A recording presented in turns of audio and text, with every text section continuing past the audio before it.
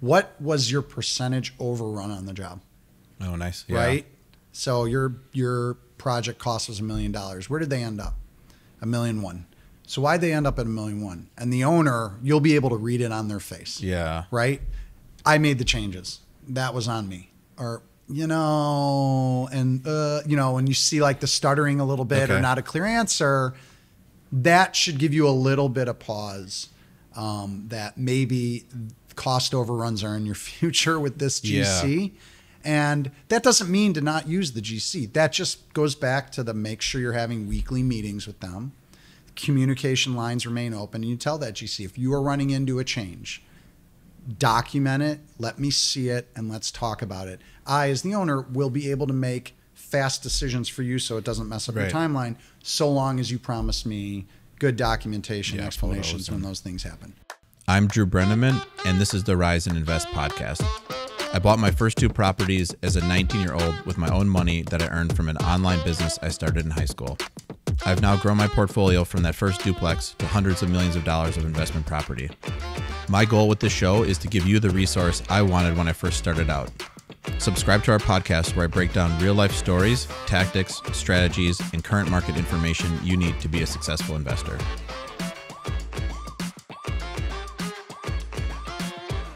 All right, welcome back to another podcast. Today's guest is Eric Weber, co-founder of 33 Realty and Cube Construction. Welcome. Thank you very much. Looking forward to the conversation. Yeah, I was really looking forward to this episode too. Eric's in a really unique position in terms of what he's working on or had experience with, where he owns rental property, he started a property management company, and then after all that, he started a construction company.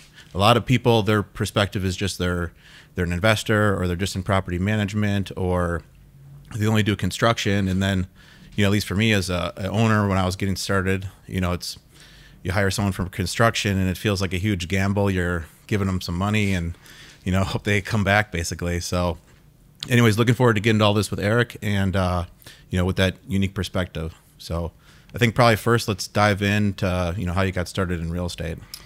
Sure. It isn't too far off from what you experienced, and construction was kind of the bane of our early existence. At the time, which is going back about 12 years, I was working a corporate America job and didn't feel fulfilled, and knew I loved real estate and was helping friends and family buy like condos and townhomes on the side, and was just getting this excitement out of it. And that slowly but surely evolved into this career I found myself going into in real estate. And one of the things my partner Drew and I looked at was a void in the industry for a company that could really take someone through the life cycle of an investment, part of which obviously we've done with you, not the whole life cycle because you know what you're doing, but a lot of times we got novice investors with money that wanted to be silent. And in being silent, they didn't want to have to hire a bunch of different people to do the work and control all these different parties. And that was the void we saw. And we said, okay, we love doing transactions with townhomes and condos. What if we bring in the property management and the leasing and the construction? Right. And really the goal was someone comes to us with money. We say, we can help you find an investment property. We can help you underwrite it. And underwriting meaning we can help you estimate the rents, understand the operating expenses, and understand what it takes to renovate a building. Right. And in doing so, we could get basically these people into these silent passive investments and generate good returns for them and fees for us. Yeah. The piece of it that we really didn't know and admittedly did poorly out of the gate was construction. And we did it poorly because we were hiring small GCs. And we were what's called construction managing them, which is really us just managing them to do their job. Yeah.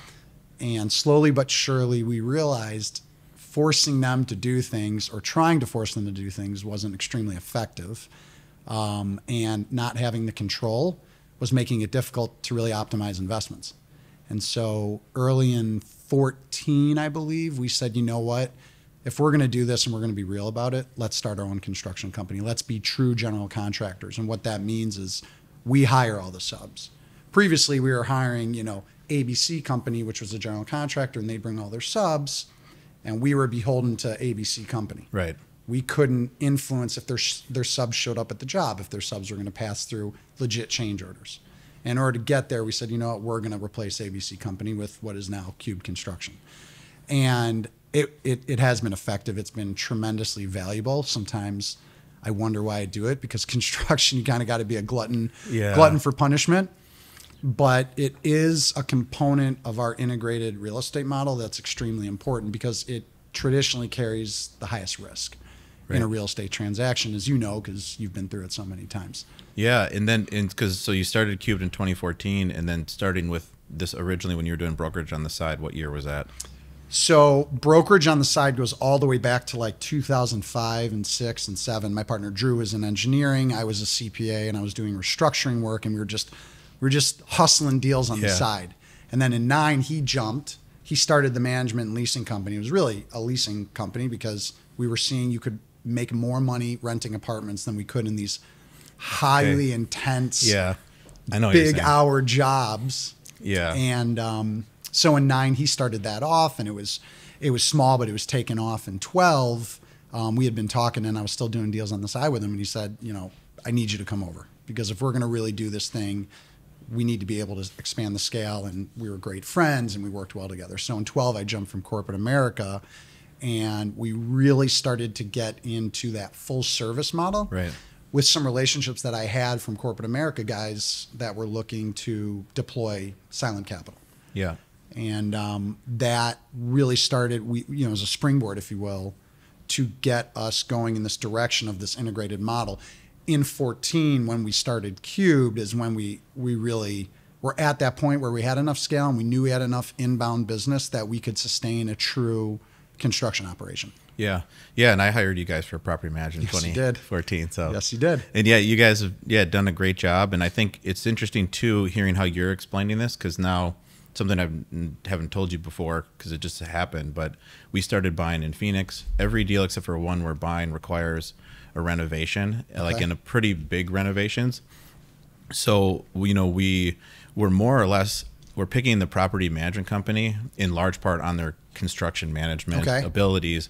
And there's one where the construction is completely in-house. They have their own designer. When we look at a lot of our competitors, they either use them or are using them. And so it's like someone was asking me actually in our office, like almost like, why do they offer all this stuff? Like, this is so many people on staff. And I'm like, well, they're securing the business.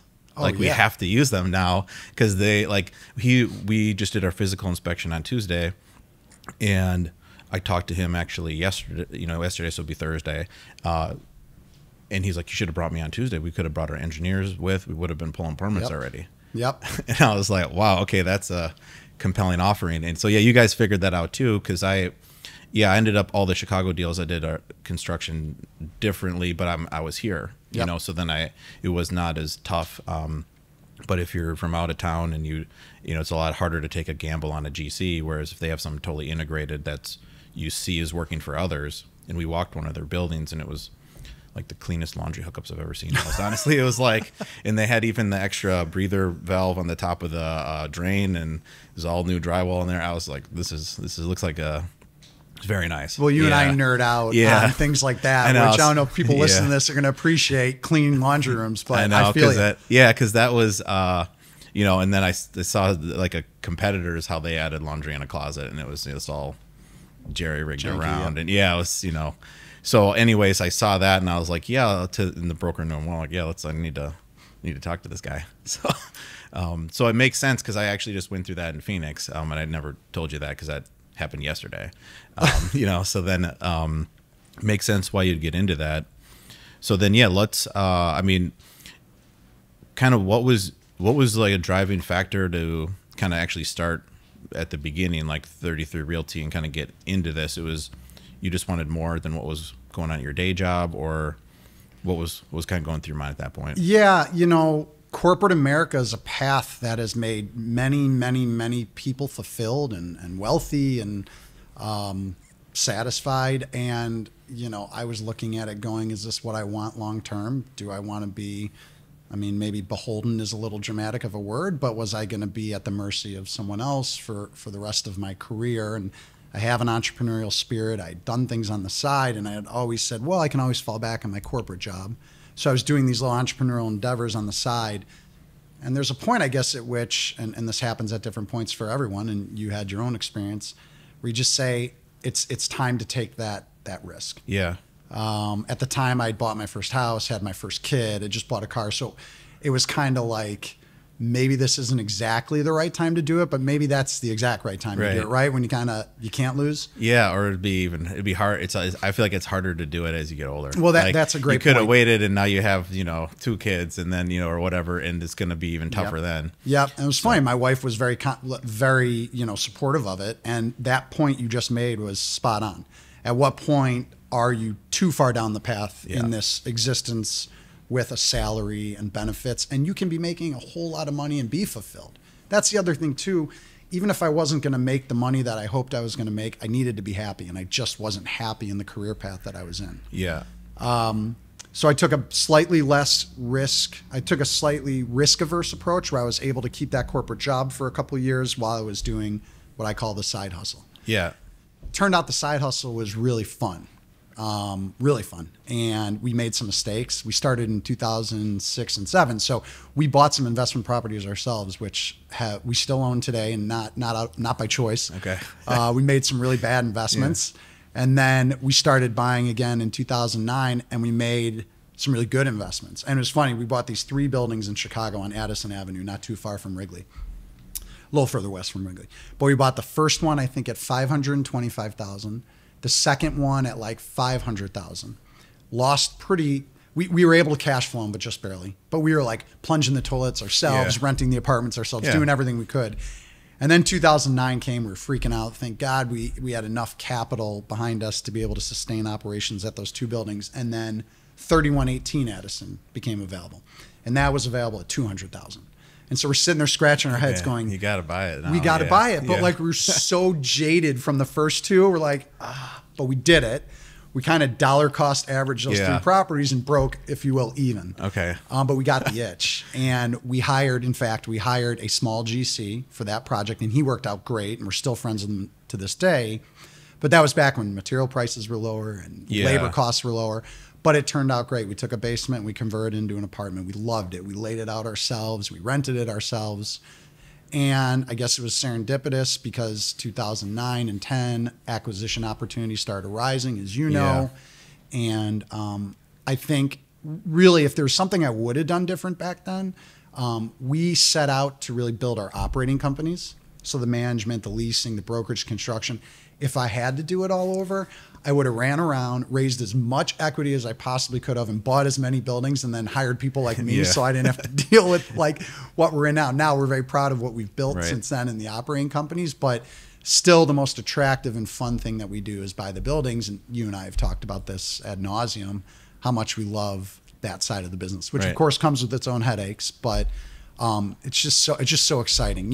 One thing we always say, I don't know if you feel this way, but it's like, finding the deal is way more exciting than when you close on the deal. You know what I mean? Well, yeah, for sure. And also what's interesting and just seeing how you're talking, what's actually, I tell a lot of people, the most fun, it might have been those first 3 deals you bought. Like that is, so fun. Like you're just figuring out and you're like, wow, this is actually working. And then it stopped working. And but then this other thing for $200,000 came across and you're excited. Where now like that would, you've been doing it a long time. You're getting, you get a little more jaded and like, oh, $200,000, this small deal. Like, where it's those first ones for me too. I just still, not knowing how some stuff worked, and it was my own money. So I could kind of figure it out as I went, but it was, I always say that the first deals that I bought on my own, and then the first ones that I bought with an investor, that was the most, I always remember just like the amounts some of these people put in. I was so surprised. My parents are teachers, so they could sell everything and wouldn't have the equity checks that some of these people could put in. Just kind of like, that's fine, I'll do it. It's crazy. If you got another one, I'll do that one too. And you're just, mind's blown. Now, if that happened, it's like, well, that's normal. That was a small one. I try to, figuratively pinch myself on that, because I do look back at the thing I started by saying was, being able to do that and not be in a corporate job reminds me at each one of those deals that this shouldn't be treated as commonplace, because I find myself doing exactly what you do. And I'm like, all right, there's another deal. But it can't, it really, really deep down isn't that. I think part of the fulfillment I get now, and my kids aren't quite old enough to get it, but one of them, my oldest is 10, is telling her the stories and trying to convey to her how fun this is, and just having her look at me like, nothing you're saying to me, Dad, is interesting at all. And I'm like, it will be one day. That's I funny. promise you. Please follow my footsteps and Yeah. do something entrepreneurial. But it's just, I just think real estate, and specifically in the industry, the part of the industry you and I are in, is just, it's so fun. Yeah. It's so invigorating. And sometimes when I start to get a little complacent, I have to remind myself of that, because I find myself in a rut sometimes doing what you're doing. Like, oh, okay, they just bought 100 units. Like, that was a $10 million building we just bought. Like, that's insane. I never in my wildest dreams thought I'd be doing that. No, I know. And because I remember, and I was talking to someone else who went to UW-Madison, and there was, when I was in high school, somebody sold the private dorms for, or a series of them, for $100 million. And, you know, and I was told kind of what he was walking away with, which, you know, is a lot of money. But I remember hearing about that, and it was just unimaginable. And it's crazy. Like, I bought like double that amount now. Like, where it's like, I would have imagined even meeting the guy. And then that, for him, that was one deal. But it's just weird to think like how it snowballed. And it's, so I do the same thing where now, it's definitely funny. So, well, the point you bring up about the dollar magnitude of these transactions is so significant. But when you break it down to what it is, you're just buying 100 apartments. I figured, you know, the example I'm using, say 100 units, you're buying 100 kitchens and they all look the same and the tenant profile is the same, but the price tag on it is $10 million or $100 million. But it's still back down to real estate, which I like to call meat and potatoes. It's not like we're sitting here acquiring a company and trying to figure out how to integrate the technology and roll in the right people into the right roles and hedge our interest rate. Like, we're not doing that. We're buying a building. We can see it. We know exactly how to add value to it, and then we can sit on it and generate a cash flow. And it's less daunting after you've done it a couple times. When I speak, so in our operating companies, we have about 175 people that work for us. And one of the things that we preach every single day is we want them to invest in real estate. And so we've built this training program in the company under this umbrella called Own It Capital Partners. And what we want them to do is we want them to learn how to invest in real estate the way you and I do. Okay, nice. So we find these small deals where my partner Drew and I will guarantee the debt. And then each department will invest a small amount of money into the deal, like a limited partner. Yeah. As small as $500. But the property manager will be invested, the GC will be invested, the leasing agents, and they're all in it together. And we buy a 6-flat and we add the value. And then they see this happen. They are directly contributing to it. And then they generate a return on their money.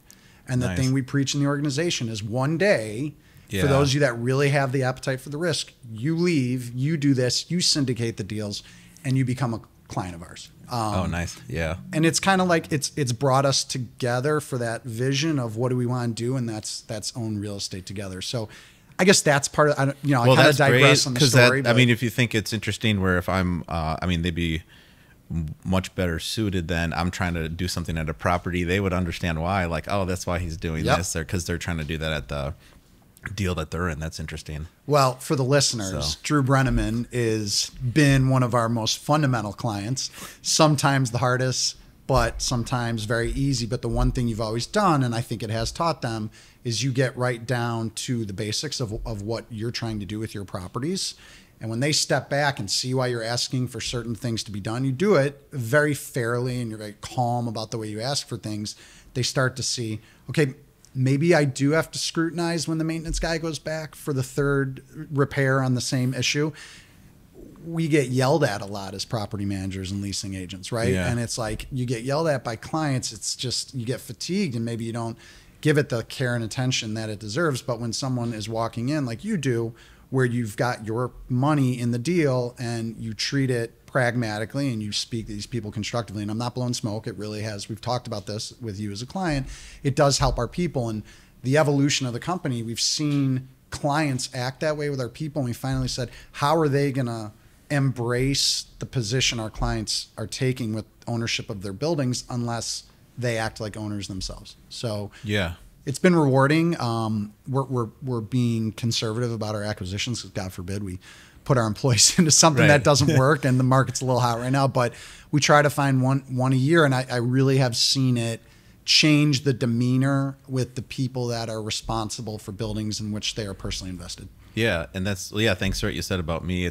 I don't yell at people or do anything. So whatever I ask for, at least, it was calm enough where it's, I probably just seem picky, but not, I've never That's really what it was. Never screamed at anybody or anything, which I know it has happened to you guys with tenants and owners, I'm sure, where, but yeah, and then it would be, you guys, hopefully you refi one of these properties, then they can all go through the financials and they'll know why I'm asking for all these, changes, or this should be in different column. Like what we did the first one, and they got all their money back, and they're like, nice. Oh man, I want to do this a bunch of times. You're like, exactly. Right. Yeah. No. And then, so then they could see why you go through the financials. I mean, turnover, this CapEx. Yeah.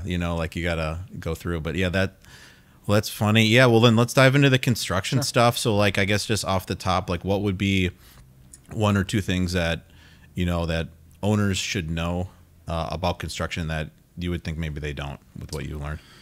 Well, there's two sides when I think about construction. One is with my GC hat on, one is with my investor hat on. So I'll start with the investor hat because I think that's more relevant for your listeners. If you are going to go into a project, kind of the black box of any real estate project is what does the construction cost, right? Because it is the risk, in my opinion, the riskiest component of actually executing the transaction. And so you need, I think you used the term earlier, you need to find someone you trust. And finding trustworthy contractors is not the easiest thing in the world. So I would say my first fundamental piece of advice, if you're an investor buying a building, go and find your GC through referrals. Going on Angie's List or Craigslist or whatever the avenue is, you're not going to get the level of, in my opinion, comfort you would get versus going to someone like call Drew or call Eric and say, who have you used that you would recommend?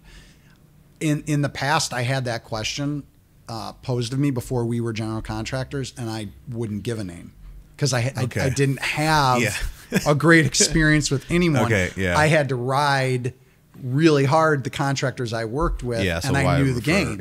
So they couldn't sneak is the wrong word, but they couldn't let things slip by because we were really regimented and stayed on top of them. So as the investor starting out, you should be talking to general contractors before you even have a building targeted.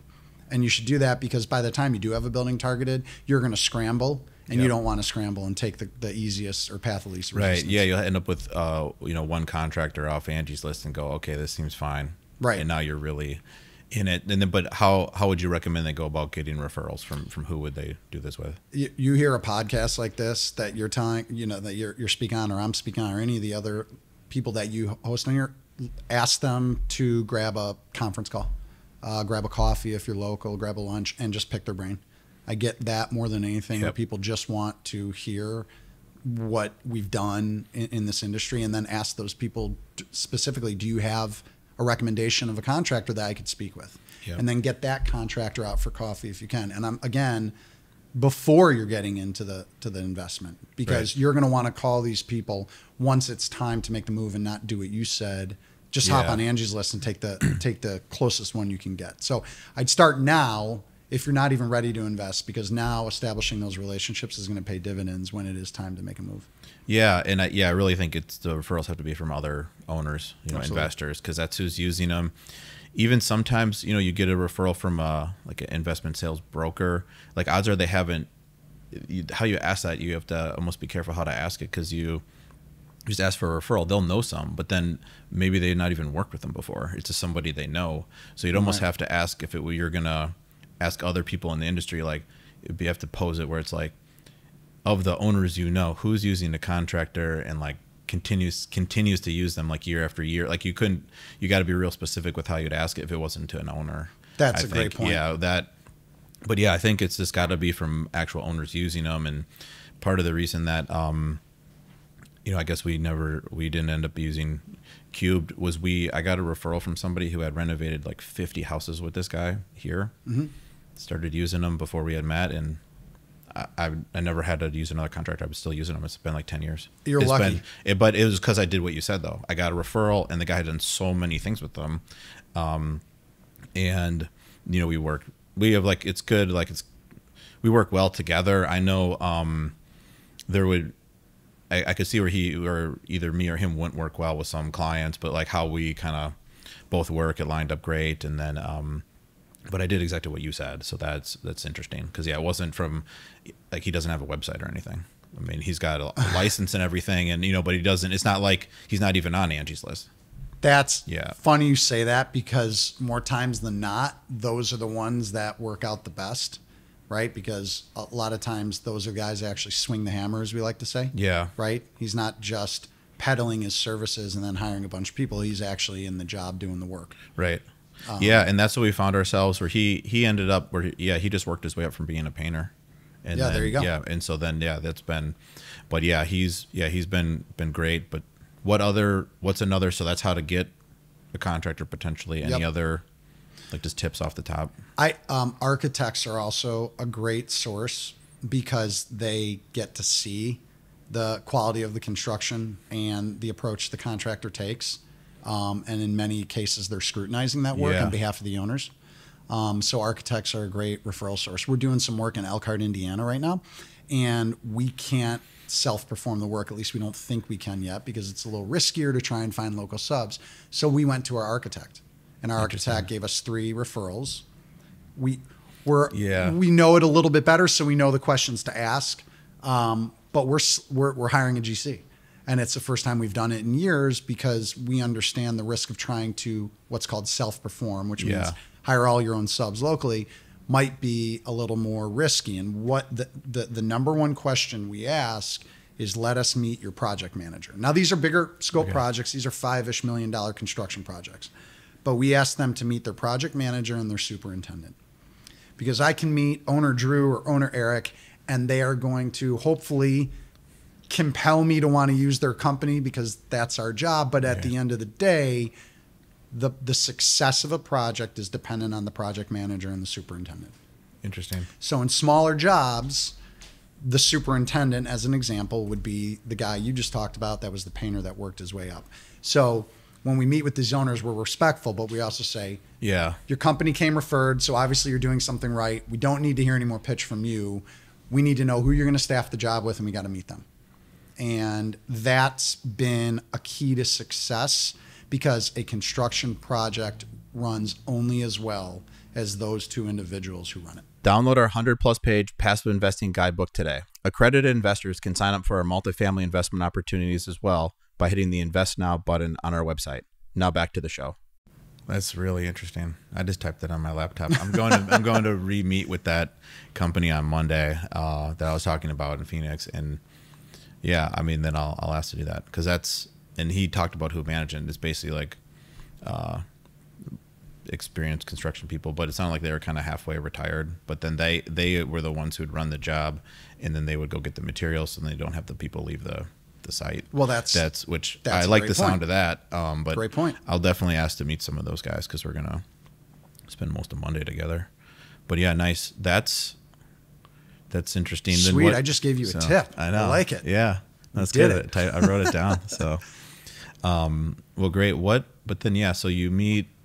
What sort of questions would you be asking, or what are you looking for in that meeting then? If you meet, whether it's an owner, or, on a smaller job, there's not going to be a project manager, but what kind of things do you be asking when you're vetting?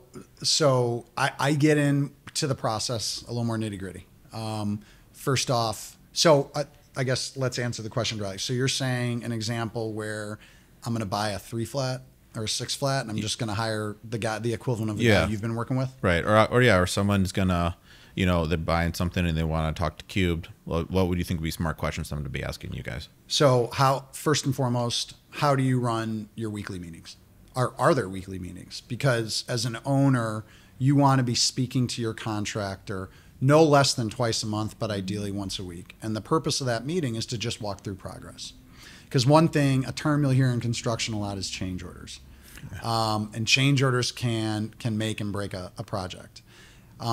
Oftentimes contractors, and this is something we fundamentally don't do, oftentimes contractors will just make the change order or perform the change order, and then come to you after the change order has occurred and be like, you owe me this much money for it. Wow.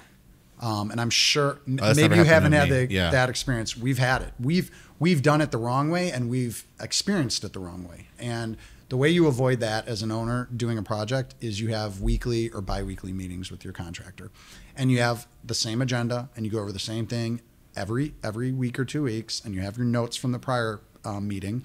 And if something happened, like behind the wall, a plumbing run was cracked, and the only way to fix it was to cut out a big section of the cast iron pipe, and that's going to cost $3,000. They need to alert you of that. They need to show you pictures of that, and then you need to authorize that they do it. Because now I'm putting on my GC hat, if you're not expeditious in answering or giving us approval, we can't hit timelines for you, right? But then on the flip side, putting on my owner hat, is there another alternative to doing this? Do we have to just run real quick and do the change? How do I know that's happening, constructively? The way you know that is each week you're talking to your contractor and doing your best to visit the property. And then you want to approve all change orders. All change orders need to be approved in writing. Okay. Yeah, because that's part of the reason I've stuck with this guy since the beginning, basically, where any change order we're approving, and he's basically like he doesn't use it as a profit center, which I know most people, that's what they want to do. That's where they're really making big money, is in change orders, is how it feels to me. And where he used to sort of is like, does it for cost. Like we both lose in his mind. So that's been part of this also why it's hard to switch. He just works like that. That's fantastic. It's such a nice alignment. I know it's rare, so that's, No, it is. Change orders should never be where you make your money. Another answer to your question of things that investors should do when it comes to the construction process is move to what's called a cost plus contract. We're pushing these as the GC now. And it's another term you'll hear is open book. Really what that means is, here's my plumbing cost, my electric cost, my drywall, and I'm going to put my fee on top of that. It's 10% or 15%, whatever it is. And if you want to change, we just give you the bill from the drywall subcontractor, and we've already pre-negotiated a fee that we're going to get to charge on that change order. And that way you as the owner see every single dollar that's going in and out. And then the next level of security you should always have on your jobs is that those payments go through a title company. Yep. So you're not paying me, the general contractor, and hoping that I'm going to pay the subcontractor. Obviously, we're a professional company. We wouldn't do that, but there's a lot of guys out there that might do that. So a title company exists in a construction project so that wherever the money is coming from, whether it's a bank giving you money to renovate your project or it's coming out of your own pocket, the cash goes to the title company. And then the title company makes the payments to the subs when the subs produce for them the documentation in the form of lien waivers, which is basically them saying, I am receiving this payment and I am releasing my lien or ability to lien this property for the amount of work I've completed as shown on this lien waiver. And that way, as the owner, you're protected that your GC is in fact paying all your subs, because things that can happen that can really, really disrupt a project is a GC doesn't tell the owner that they haven't paid drywall person. Maybe not because they're being shady, but because they have a problem with that drywall guy. Right. And that drywall guy won't show up at the job. And he as the GC doesn't want to pay the drywall guy. Well, the drywall guy can go and lien the project. Right or wrong, they can do that. But if you've got a title company administering those payments and controlling that paperwork, you're always protected. Yeah, that's a great tip. That, and when how would you set up the cost plus as a percentage of the job, like the add-on, the fee that's being charged by the GC, or you were saying you're trying to get it as a flat fee at the start of the project? Sorry, as a percentage. Yep. So generally in a cost plus project, it runs anywhere from 8 to 15%. Really humongous jobs like the Powers do. I mean, we don't need to get into it, but they've got a variety of different fees they charge. But if you're just thinking about, kind of back to my term, meat and potatoes construction project, between 8 and 15%. And if an example would be, if that wall needs to get drywalled, and to do it, it's $1,000. You see $1,000 gets paid to ABC Drywall, and 10% or $100 gets paid to Cube Construction. Right. And those checks go to the people directly, and it just aligns interests. Right, because I know as the contractor, I'm going to get paid for the scope change, and you as a subcontractor know you're paying a market rate for that work. The GC is not trying to put extra profit in there, for whatever reason. Right. And it makes the conversations a lot easier. Yeah. And what are your thoughts around how do you know that's like that bill that you're getting from the drywall company, let's say in that example, it's not somehow additionally marked up, like there's not another $100 for the GC or something going on? I mean, obviously we wouldn't do that, but like just what are you doing to protect yourself from that? The superintendent, back to what I said in the beginning, is so critical because it's the superintendent's job to identify and scope out that change and then to hold those subcontractors accountable to a price for that change, if you will. A superintendent, if it was, John Smith, who graduated from college 3 years ago and he's getting his feet wet and superintendent, I wouldn't want that superintendent on my job because they don't have the experience of understanding what prices should be. But if you've got Larry Smith, who's been doing it for 20 years and can call BS on any subcontractor that's trying to push through extra profit, as you just described, and you've met that super and and you feel good about that super, they are the protection for you. They are the ones that are really making sure that price that's coming through isn't marked up unreasonably. It is a market price. Now, look, the drywall person, they need to get compensated for the time. Of course, they're going to have some profit in there for themselves. But if it's excessive profit, an experienced superintendent will know that. Yeah. And then what about, I guess it really just comes down to trust, because someone else could think, what if there's in the $1,000 drywall bill, the GC charges me $100, but maybe the drywall guy threw another $100 on for the GC or something. So you really, that's why these referrals, because then reputation. At a certain point, like, because I get asked questions like that too, and then that's, that could be happening, but then it comes down to where, how'd you get in touch with this general contractor? Because that stuff eventually would be figured out, or eventually that owner who might have referred would have done enough jobs and realized, wait, this is like, I'm paying too much. There's something else going on here. It wasn't a 10% markup. It was like 30. And then that's why the referral is so important. Well, that's a great point. One thing, going back to what I was recommending about talking to the super and the PM, one thing to ask the ownership team of that company is, give me some references. And when you talk to those references, it's not about necessarily how is the quality. Of course that matters. And how are the timelines, that matters. But what was your percentage overrun on the job? Oh, nice. Yeah. Right? So your project cost was $1 million. Where did they end up? $1.1 million. So why'd they end up at $1.1 million? And the owner, you'll be able to read it on their face. Yeah. Right? I made the changes. That was on me. Or, when you see like the stuttering a little bit or not a clear answer, that should give you a little bit of pause, that maybe cost overruns are in your future with this GC. Yeah. And that doesn't mean to not use the GC. That just goes back to make sure you're having weekly meetings with them. Communication lines remain open. And you tell that GC, if you are running into a change, document it, let me see it, and let's talk about it. I, as the owner, will be able to make fast decisions for you so it doesn't mess up your timeline, so long as you promise me good documentation, explanations when those things happen. But there is no way in the world of construction to mitigate 100% of the risk. It's just the nature of construction. Yeah, and what's interesting, I really like these tips because it's like realistic for the owner to do, and is like practical stuff. A lot of it you're doing on the front end with the vetting, but because I've heard other tips where it's like, well, you need to figure out the costs on your own. Like, go to Home Depot, figure out what drywall costs, look at it, how many sheets, how long would the guy need to be there, what's the hourly rate, does he charge by the day? And it seems unrealistic. Sure, if you are running a ton of jobs and you're fine, you could do that, or you're doing this full time. But if you're buying a 6-unit or whatever your example was, and you're going to renovate it, maybe through this referral, you don't have time to try to reverse engineer and price this stuff out. Like, you got to start with the strong referral, right, and then vet them from there.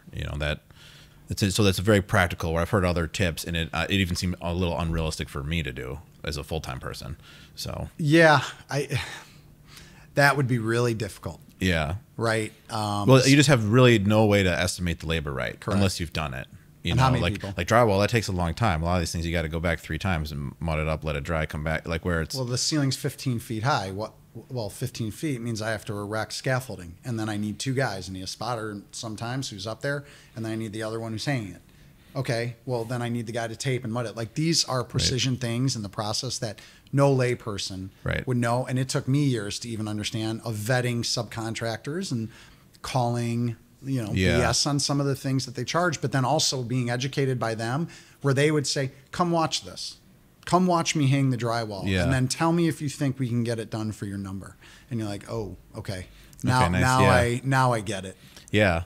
That's it. Yeah. That's interesting. And the other types of contracts, and these, you only see these on bigger jobs, like they have the terms like gross max price. And then also, but that's same thing where like your recommendation for cost plus, I would assume that's because a lot of times when someone has to bid a job, whether it's a gross max price contract or not, they need to bid it high enough where they know they're going to make money. Right. Where if you do cost plus, they know they're going to make money. They're going to make the plus. So then they don't, whereas if you're just going to give someone a bid and then costs, especially right now where materials, labor, everything's so volatile that you have to bid it high to know you're going to make money. And then if the job goes fine and they didn't need to bid it so high, they just keep the difference. So that, so I understand why, but I just want to point that out, why I like that recommendation. Because you ask people to bid it. A lot of times they even tell me if I bid it, I have to bid it high, so I know I'm going to make money. If you want me to send someone there for 2 days, I'll charge you for the 2 days and a little extra, which is what you're describing, like for a medium-sized job. Like they'll tell me that, like if I bid it, I got to bid it high. Otherwise, I could just send them and tell you what I'll add on top. And then it's the same thing, but you're just explaining that for a whole project. Yeah, and there's two sides to it, right? So one is, oh, hey, Mr. GC, you're doing a cost plus. You have no motivation to beat down the price, right? Back to the referral, right? And feeling good with the reputation and experiencing. But the other side of it, and now this is happening to me, is our subs. We've been forcing them to bid lump sum. Lump sum is where it's the example you just used. It's the term for the drywall of this building is going to cost $100,000, and 6 months later the drywall starts, right? Because projects just getting permits take time.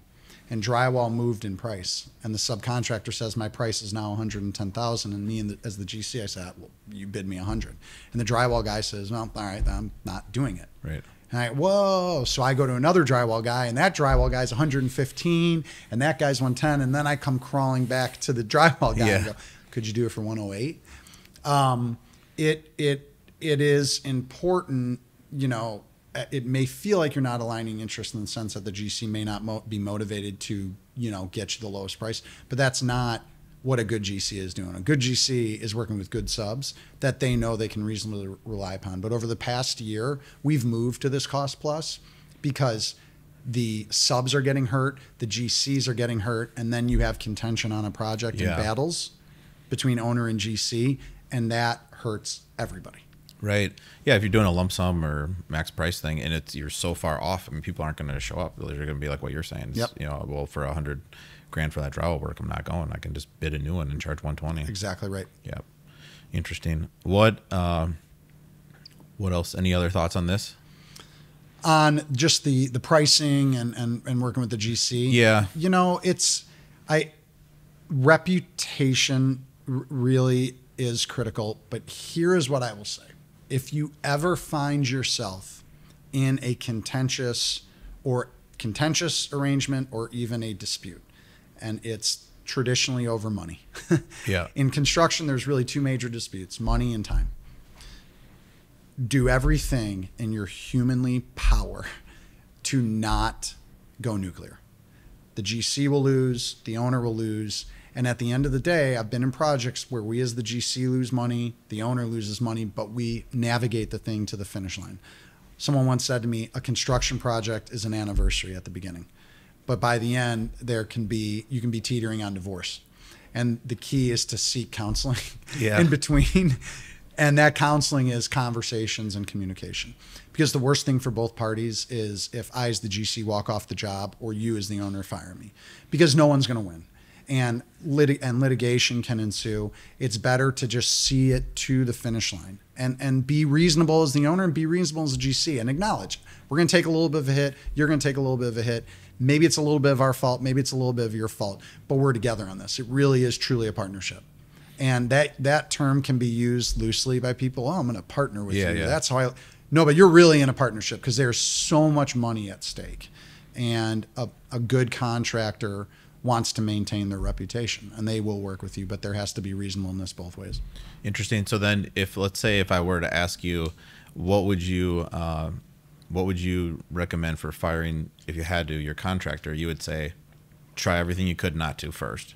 Well, and then you're gonna spend more than you want, fine, but it'd be better to just see it through with the original contractor, take your lumps on that, and then get the contractor to chip in somehow, and then just see it through. That Correct.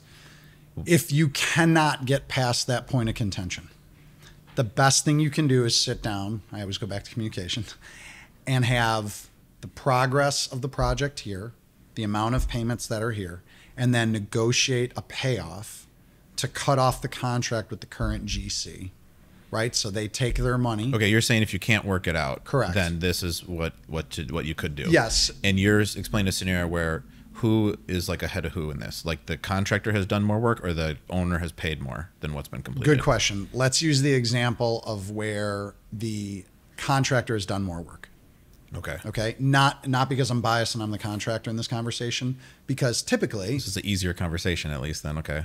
Because it's the leverage that you find more often than not, where the contractor has continued working and you as the owner haven't necessarily paid them. Yeah, and you're paying as work completes. Correct. Ideally through a title company. Correct. So then this is.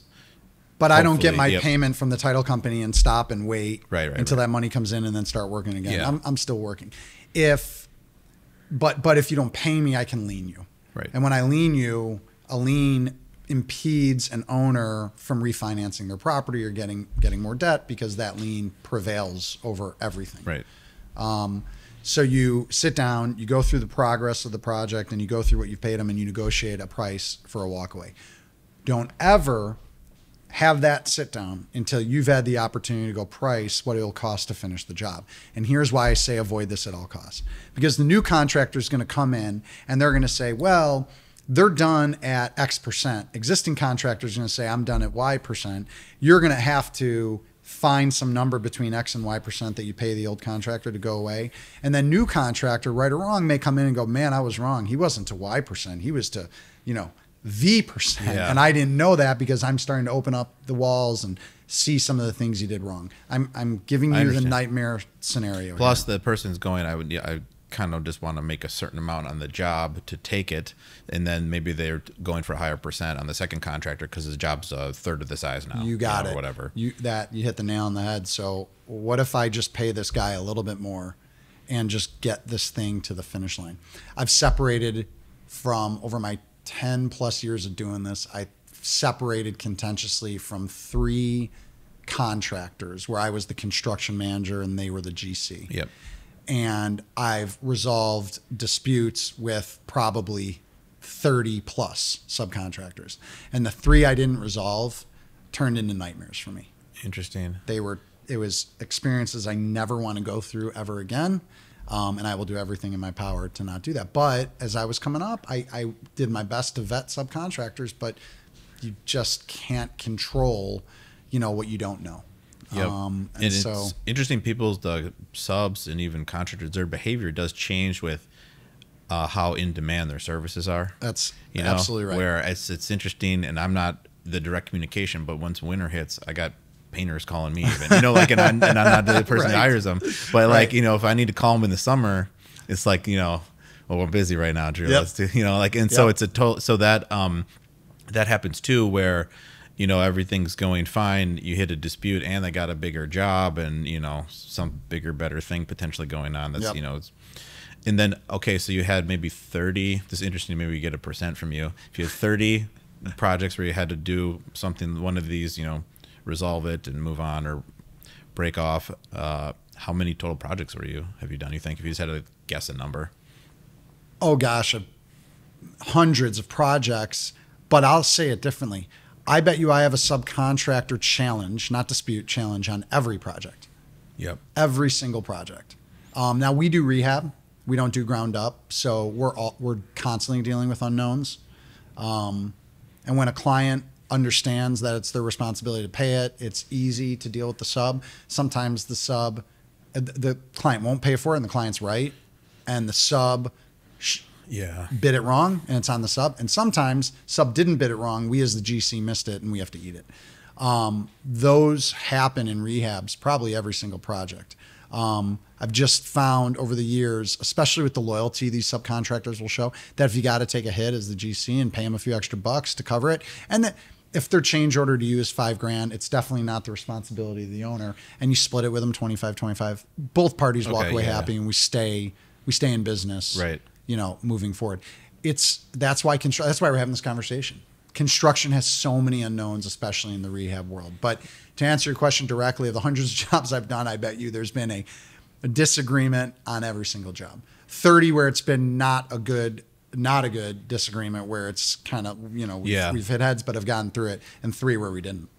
Interesting. And then so that but then 10% or so of the jobs turn into where it's almost, there's a little bit more of a dispute to resolve versus like a small thing that everyone just kind of moves past. Yes. Or I'm trying to be brutally honest here. I think if you have other GCs on and they're like, oh no, they always go well, they're not telling you the truth. Yeah, then it's not going well for the owner. Then if you're I just told them no, it's not a problem. Then like that. Yeah, maybe that's not a good answer. Let's see what else about how do you think about risk management? I mean, there's so many different elements of a project, and people can actually get hurt. It's different than working on a computer. Good point. So, first and foremost, there's really 2 types of insurance, and we make all of our clients get what's called a builder's risk policy, and that's really more than anything for any type of theft that occurs on the job site while you're working, because I don't have full control of your building when I'm renovating it. You have the keys too, and things can happen. But then there's just general liability and property coverage. And God forbid someone gets hurt, you as the owner have to have me naming you on my insurance policy, right? Because if it's something that I did wrong, scaffolding falls while someone's standing there and they get hurt in the property, you got to make sure that my insurance is covering that as the general contractor, because it wasn't your fault. So insurance is number one. And I'm going to intentionally stop there on insurance, because we could go on for hours on insurance. The other thing that people can do that are in this game, if the job can support the price, is get what's called an owner's rep. And an owner's rep is someone that really works on behalf of the owner and scrutinizes the general contractor's work quality, timelines, and change orders. And owner's reps are traditionally, they come out of architectural fields, or in many cases as general contractors, former general contractors, where they can look at what the contractor is doing with very experienced eyes. So the owner knows that someone is operating on their behalf. So you don't fall into the snare where the drywall change order comes in at $20,000 when it should have been 10, and he's telling you it's because of the scaffolding he has to erect. I know I keep going back to this example. The owner's rep would go, you don't need that for that. No, okay. you don't. And you would never know that. And early in my days, I didn't know that. So owner's reps are used. What size job would you say, a dollar size construction job, you'd recommend an owner's rep? Above what amount? Probably once you start getting over $2.5-3 million is where you probably want some type of oversight. Because what do they charge? It ends up being a project cost, or how do they view it? I think they usually do it as a percentage of. It's funny you ask. We are getting ready to use our first in Indiana. Well, we're gonna employ our first through Cube to monitor the GC that we hire. So we just started looking at what those prices are. I don't know. I think it's usually a percentage of the job. I think like 2 to 3%. I mean, it's not cheap. Yep. It's not cheap. Yeah, because I asked I think someone I knew who worked at Golub how they did, like how they manage their projects, and they would have a project. They refer to it as a project manager, but it's the same function as what he described. So it was really owner's rep, project manager, and it was a project cost, and then that person more or less would do that. It's like just a third party person you're hiring. It's not like on your payroll, so then it just sticks with that project. And there was a similar setup. My point is, even when you get into a high rise, it's the same thing. Yep. Except I think what they were doing is it doesn't even need to be a percentage anymore. Those jobs are so big. It was like they just get paid essentially like a monthly fee, but that's for a person to receive was sizable. Well, so Golub, I worked for them, and I worked for that individual, and that person was an employee of Golub's. Okay, and they were their capital projects employee, and when you're big enough, you have to have one of those. A lot of our work that we get here locally is we work directly for those construction managers that are employees of the developers. Oh, nice. And what size job was that, though? This, I was talking maybe on a high rise kind of thing. It was a $7.5 million job of a high rise. It was a volume renovation program. Oh, nice. Yeah. Great. Well, yeah. So then, so insurance, owner's rep, what else? Reduce risk. Probably missing all kinds. Well, starting with the referral. I mean, then that's. Yep. I went from the vetting process onto the actual project execution. The other thing I'll go back to is liens and the title company. Yeah, I thought that was a really good tip because even, truth be told, on deals we've done at cash, I just wrote a check. I never thought didn't have a problem ever with the guy subs liening, but I didn't pay through a title company. I was getting lien waivers, but I was just doing it. We weren't actually running title to see. These weren't very big jobs compared to the examples you're throwing out now, but that's a good tip. And then that way too, it's like asking for these waivers, and then the title company can rerun title and make sure that the thing's not liened. Yep. And then they're doing that. It's not like the owner and the contractor are like, all right, I'm ready to pay you. I got my checkbook. Where's your lien waivers? Oh, you don't got them? Now you got to close it and walk away. It's hard to do, where with the title company, that's a third party. They got it's a big company. They got a lot of rules to follow. And they give you insurance. Yeah. If they're wrong and they do, you just said it, they review the property, they review title before they issue you what's called a date down endorsement. If they issue that and there are liens that came out, you can use their insurance. You pay for a title insurance policy. So that's a critical part of protection. If you're doing what you were doing, where you're doing a small project and it's $250,000 or $500,000. Well, I'm thinking it was less than that. Even we were renovating just a few apartments, but it was. I think that's overkill.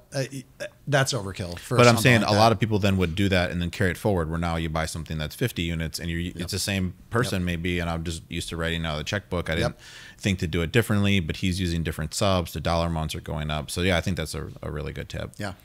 So nice. What about people talk a lot about value engineering, but practically, what are some things that an owner could do? I know I hear this a lot about how everybody is really good at value engineering, and they say, where you got, I know how to optimize all the costs, and it's sometimes almost funny who's saying it because it's just some person who's on the computer all day. How are they value engineering this from their keyboard? But anyways, what would you say?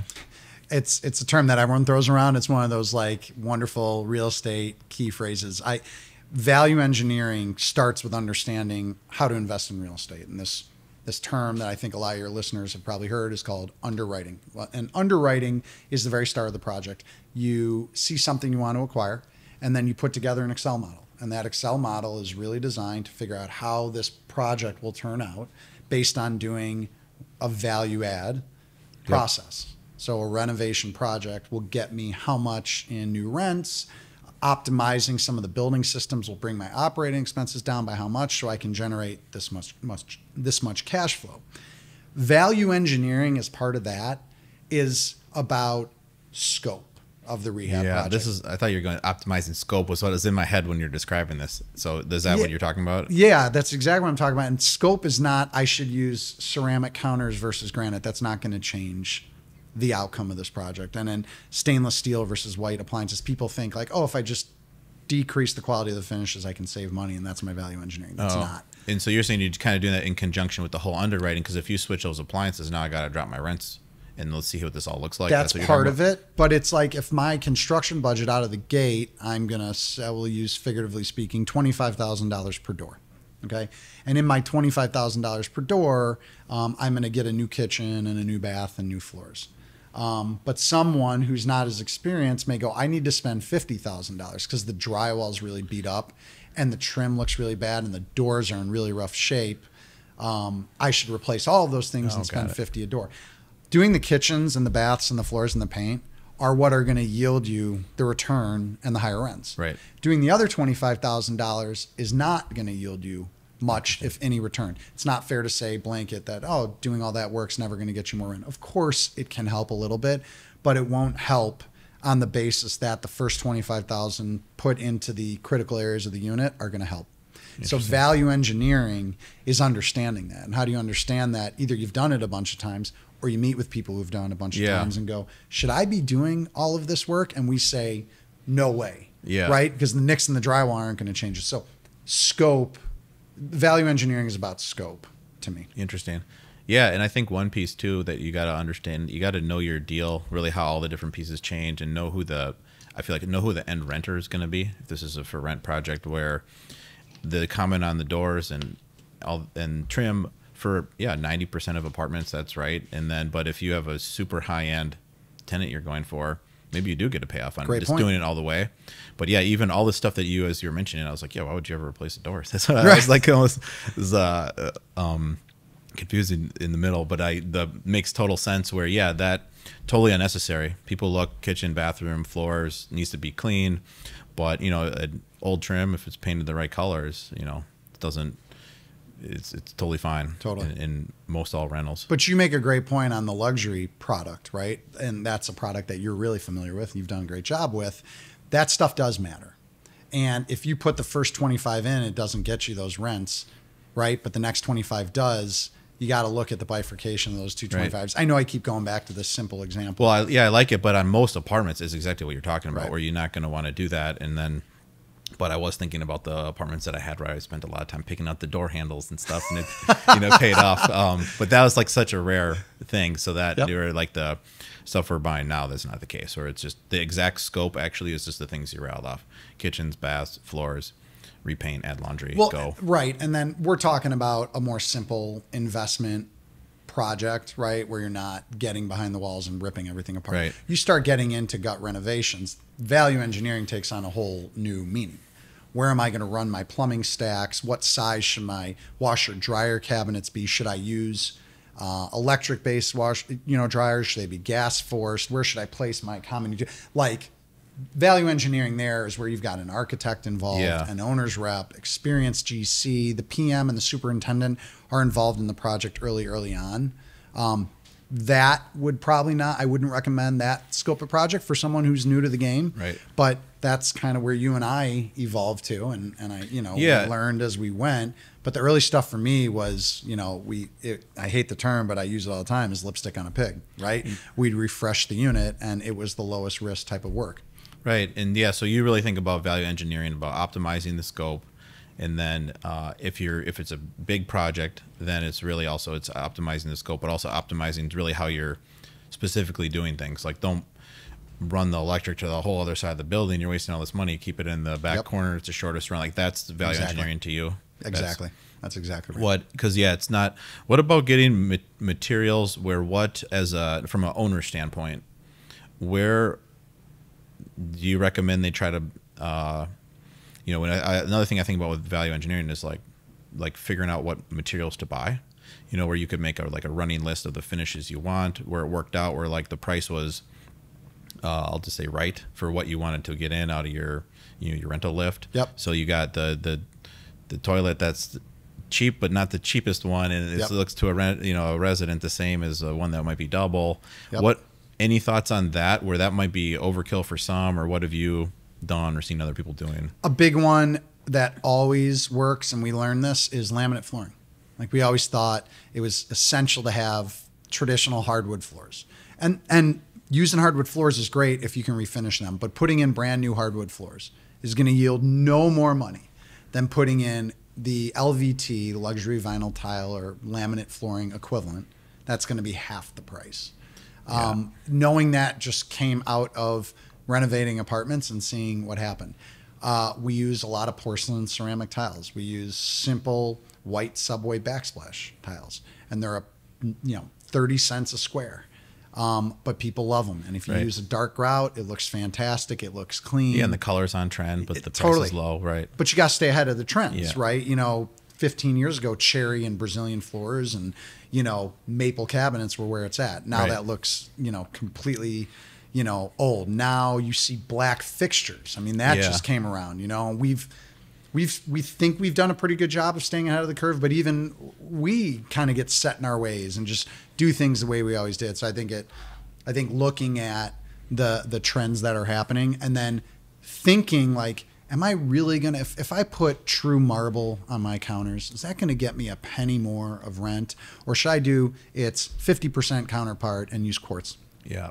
What do you think about the black hardware? I loved it. Is that trend gonna stick around? Probably not. It's probably gonna look so stupid, but right now I love it. That's what we were talking about on Tuesday when they were like, you think we got, because they did, the guy we're buying off of did 2 test units, and he changed all the hardware to black. Yep.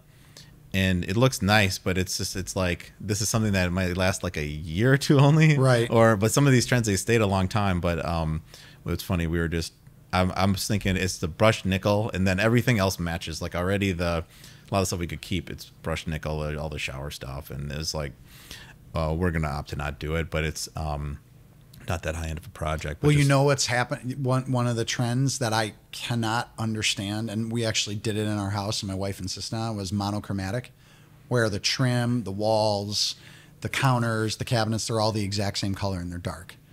And I don't get it, but it looks really, really cool, and it's on trend right now. But I don't know, how does something like that last? I feel like that's in 15 years going to walk in. Remember, like 15 years now, you walk into someone, they have wallpaper that's like floral on every single wall, and you're like, who thought that was okay to do? That's funny. Yeah, what color are the floors then at your house? I did maple, like light floors, and then everything's dark. Everything was dark, and it's just one room. Yeah, and it actually looks really, really cool for now. You know. Well, no, I like that. I owned a house with black floors, and that's where I'm wondering. That's where you're going with it. This is a good tip for this podcast. Houses with black floors, you'd be vacuuming every week, if not more. Whereas if you had a light colored floor, it's normal. Yep. Is that was all through. I mean, during the being home from COVID, I mean, I was vacuuming every Saturday basically. It was like you just need to do it. The place looks so looks dirty. terrible. I know. Yeah, it's funny. Now I have light floors, and it's like, well, I just probably vacuum half as much. Totally. So that's funny. That's where I was asking, like, this is a real bad trend if also the floors are dark. I didn't actually know that about the light floors. I didn't think that through, and it's great because my floors get really dirty and you can't tell because they're so light. It's funny. Everybody, when they were at my house, if they had a house with black floors, they made a comment like, I had a house with black floors before, like in the 80s, and never doing that again. Good luck, like kind of thing. Like, totally. Everybody's parents would basically say that. That's funny. Yeah, that's then value engineering really about but what about for how involved then you think an owner should be in terms of like what materials to use, because an owner can know what you're saying, like I'm not getting any more rent using using hardwood versus other floors. I guess, how do you feel with laminate compared to vinyl floors? Or you're viewing that as the same product? I'm generically referring to it as the same product. Not manufactured hardwood. A true synthetic material for the floor. Got it. That is extremely durable, waterproof, comes with its own underlayment, has been extremely good for us across our buildings, and has given that appeal of a gut renovated. Yeah. That I agree with. And then even out of that, those different synthetic products, I like vinyl so much because it's so quiet. It is. In a weird way, almost depending on the use, I prefer it more than hardwood. And it's, like could be a third of the price or half depending on what you're picking. Yep. It's crazy. But for the sound, and then you can just wash it, you know, like it's not like wood where you need to actually, be careful what you do. But this is just a piece of plastic, basically. And you can replace a piece. Right. They can pop out and put back in. We do almost exclusively white cabinets. I've heard owners complain about that because of the damage they take. That is a consideration. You got to think about your tenant profile. Yep. But we've got a pretty standard package that we go with, and it's been successful. I always ask, when is stainless going to go out of style? And it just has been here, and it doesn't seem like it's ever going to go away. It's been years. Yeah, that stainless is what you do. So, we put stainless appliances in every one of our apartments, and that's the standard. Right. Yeah, and I think it'll be a while. I saw one project where they went with all black appliances, and then they matched because they were matching it to their hardware, because they're trying to be on trend, and I thought stainless looked a lot better. So if it was intentional, I don't think it. I think it looked, black's kind of personally. I think it looked worse, and because it's new construction, and then with the colors that they had picked, the whole apartment just felt too dark. Okay. So that's the other thing where you have those. It's the space feels smaller and darker. So that's why this, until it goes out of style, I'll just be doing white cabinets, super light gray paint on the walls, it just works. Light gray floor, right? It just works. I was in another deal this week where they did a renovation to all to the specs we're talking about, but then the floors were like a pretty dark vinyl. I couldn't help myself when they're like, "What do you think of this?" I'm like, "Oh, these floors are a little dark, but otherwise I like it." I should have said I liked it, and then because that was the one with basically the best laundry install ever. But then, what else you think? And then I told him about the floors are too dark. Well, the one thing, and maybe they did this for that reason or not, but now I like putting on hats. I'm gonna put on my property manager hat, and you'll be a testament to this, I'm sure. Using the light gray paint in every single unit, right? So that when the turnover happens, we can feather in the paint. We've always got buckets of it waiting, versus one paint color here, another paint color there, and then having to keep that all on inventory. And if you don't have the right match, then you can tell that it was patched up. Yeah. We like to keep consistency, at least building by building, if not portfolio by portfolio. Yeah. Are you guys still using gray all as the color? Okay. Are you? It depends. I would say we did, but then in a couple buildings we wanted to go lighter, so then we've been using paper white. Okay. Like that's what our office is painted. And then this looks like this has a gray tint. Yeah, it does, but it's actually like a white. Like it's way less dark than like the gray owl even. Yeah. So, but using gray owl. But if apartment has a lot of light, this will just look like a white paint. So you can't use it everywhere. But no, just curious because then once it's working, then you're just. I mean, you guys have been using gray owl for this is probably going on since 5 I've years. known you. Yeah. So this is that's funny. And I had my versions of that are the warm tone ones too. Yeah. So that that's. But you know how it goes, right? Like you don't ever want to have to paint a whole apartment. Yeah. But you also don't want to patch it in everywhere because you can just tell it just looks chintzy, right? Or you bring the paint all the way up to right below the trim. Yeah. Well, you and I had that problem once in one of your apartments. Right. So it's that. Talk about value engineering. Talk about underwriting. It's thinking about things like that and being a longer term owner and the turnover, the things that happen. Like we're split down the middle in my company over the Euro washer machines. Yeah. I don't like them. Yeah. More people in the company do like them. I can't stand them, but they're cost effective. They take up a whole lot less space and they generally don't require significant utility load. Right. We haven't gotten terrible feedback from tenants, but if I have it my way, we're doing a stackable gas forced air dryer in every single unit. Yeah, I mean those all-in-ones, the drying time on those it takes forever. Yeah, it's fine for like a 1 or 2 bed, but it's not. You really couldn't do it in. There 2 people living there. It's too much.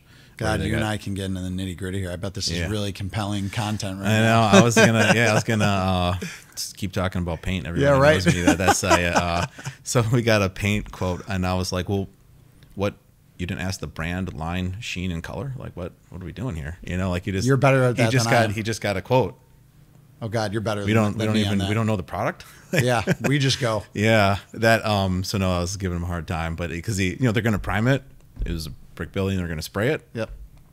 But how many coats? Yep. What product? Yep. Like how do we compare these companies? This was the detail orientation I talked about with you at the very beginning. But I'm not. I'm not yelling. So. But well, nice. Well, I think that's great. Why don't we just wrap it there? Cool. I mean, I really appreciate you coming by. I mean, this is it was a great episode. First one where I started taking notes for myself. All right. I feel like I added some value. I value engineered, if you will. Yeah. So then how can anyone that's listening or watching get in touch with you? Email me, Eric, ERIC at 33realty.com, number 3 realty, REALTY.com. Give me a little time to respond, but I've done a couple of these podcasts. I get some really interesting conversations that come out of them. Even the most simple kind of novice investors that are first to the game, if I would have had that type of help or someone who would engage, it would help me a lot. So feel free to reach out. I'm happy to answer. Just give me a little time. Sometimes I get like inundated with these emails, so I do my best to get back, but I'd love to talk to folks who are interested. Yeah, and I can speak myself to your property management and leasing, so definitely, I'd recommend it. So awesome. That's right. Little I like that. 33 Realty, Cube Construction. Throw it our way. Get a cut of that, put it on the website. So. Awesome. Yeah, well, thanks, Eric. Appreciate it. Nice episode. And yeah, thanks for joining us, and we'll see you on the next episode. Thanks for joining us on the Rise and Invest podcast. Please be sure to hit that subscribe button on YouTube or wherever you enjoy your podcasts. If you'd like to dive even deeper into real estate investing, check out our company's website, riseinvest.com, where we have numerous free resources and information that can help both active and passive real estate investors. Our 100-plus page passive investing guidebook, our trends report, and our blog are all available on our website. If you are an accredited investor, you can get started today as a passive investor in our multifamily investment opportunities by hitting the Invest Now button on our website. The views and opinions expressed in this podcast are those of Drew Breneman and guests as of the date of recording and do not purport to reflect the views or opinions of Rise Invest Holdings LLC and its subsidiaries. The views and opinions are provided for informational purposes only and should not be relied upon or deemed as investment or tax advice or an offer to buy or sell securities, and the speaker cannot be held responsible for any direct or incidental loss incurred by applying any of the information offered.